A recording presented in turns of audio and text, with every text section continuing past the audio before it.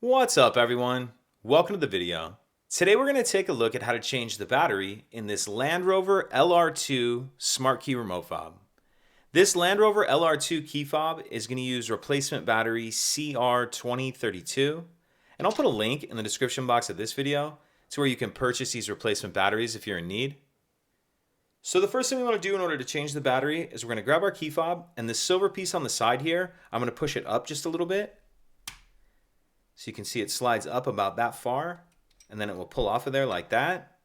Then this metal item right here, this is going to be the emergency key. So go ahead and grab that out of its holder.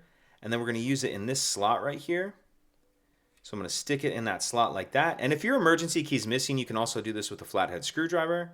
But ideally, you use the emergency key. So we'll put that key in that slot, and then I'm going to pry the two halves apart like that. And then once that's started, you can pull it the rest of the way apart with your hands. And in this half, we see our battery right here.